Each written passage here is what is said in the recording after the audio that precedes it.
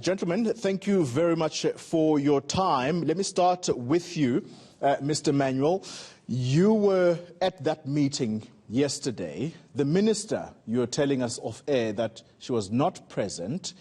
Who then were you addressing, and what were the key outcomes of the meeting? Good morning, Tolly.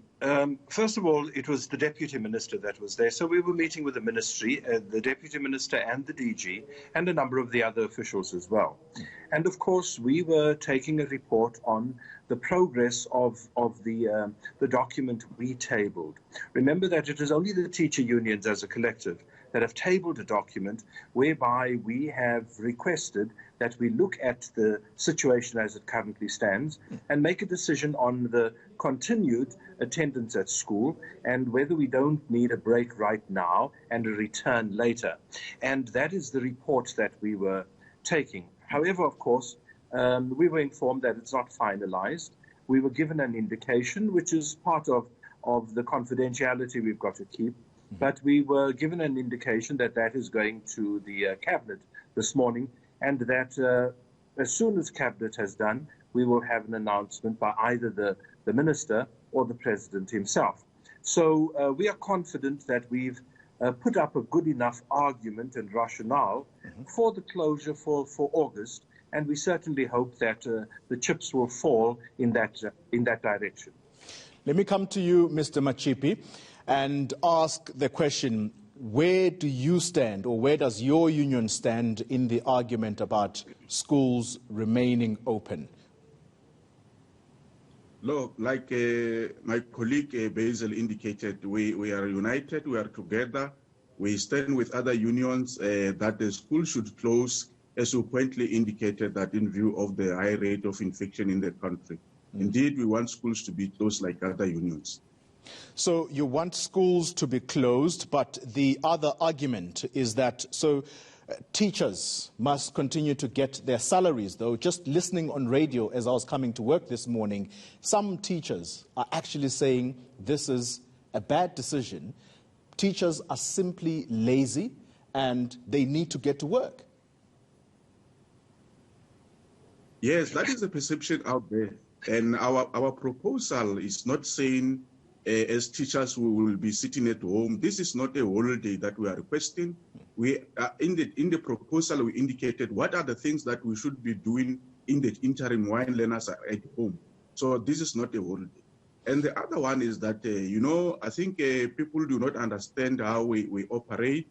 We cannot, even before we start discussing with the minister, people are indicating that we should not be getting paid. We have not yet reached there. And as unions collectively, no union said we will be staying at home, but we said in our proposal, there are a number of things that we need to be doing. One of them is that we realize that as teacher unions, that this pandemic is not treated like other pandemic that we had, like your cholera, like your tuberculosis. There is no campaign that is done to our communities. So these are some of the things that we'll be indicating with the minister, that we want to be engaged in campaigns while learners are at home. And at the same time, we want to be taken on board on new initiatives like online lessons. So many things that will keep the teachers busy at work. Let me come to you, Mr. Manuel, and ask you this straightforward question. A proposal is that schools, if Cabinet does agree, will shut down for 2 to 4 weeks. Can I ask whether that suggestion has found resonance in that meeting? I think that the one thing we are quite assured of is that our proposal has been taken seriously. We don't know to what extent the ministry will take forward the time frame. However, that there will have to be a closure is a given. And colleague, just to put it into perspective, we must remember that schools were closing for a few days now in August, and then later on towards October. Now, those won't happen any longer. So the hype around how long the closure is going to be and teachers not being at school, this was going to happen nevertheless. What we are saying, let's consolidate it here when we are in midwinter, when we seem to be reaching the peak. And also, of course, we've had a long stretch for many, many teachers, and they too need a break, which is part of a statutory process. And so it is not as though there's a whole additional month that is being requested. And certainly, as Ben so correctly said, teachers don't stop working like most other workers. When they leave home, leave work, they stop. We continue. And even during this time, we recognize that there are learners who cannot access online things, etc. And we are saying to our teachers, we do expect that you will get paper organized. You will get workbooks and the like also organized. And then we need to start preparing for the eventuality of 2021. Remembering that COVID is going to creep into 2021.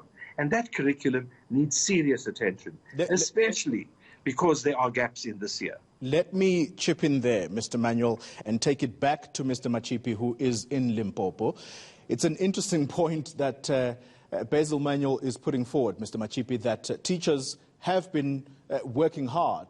The question is, what do you mean teachers have been working hard? Because SADTU said, as part of their strong call for schools to be shut down, was that not much teaching and learning has been taking place anyway because of the health and safety measures that are not there in most of these schools. You are in Limpopo, and you obviously have many rural schools there.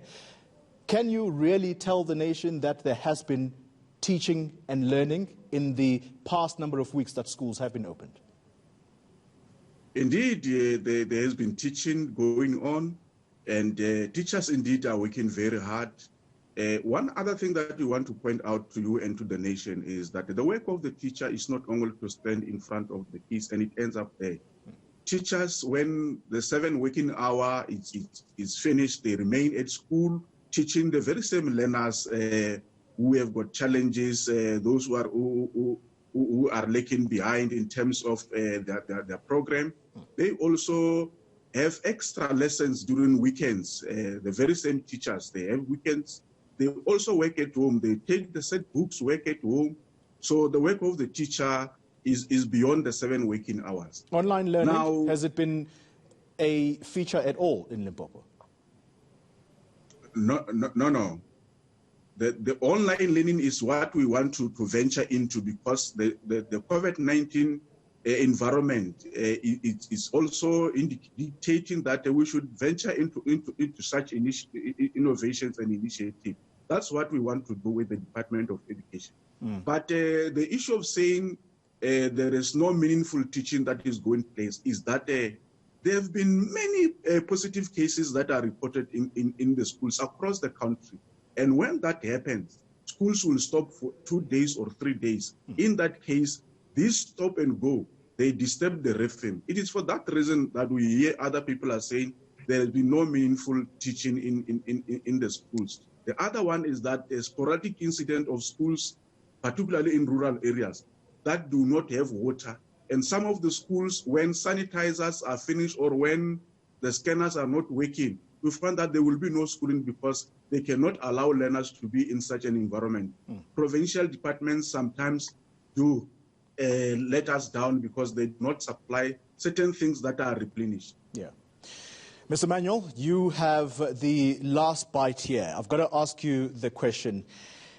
The unions, you yourselves, you've used a very strong argument saying children are being infected and children are being infected at schools. Health experts have a completely different view that these infections are taking place outside, and even if learners are being infected, they're not really in that much danger because they're also not passing this virus to one another.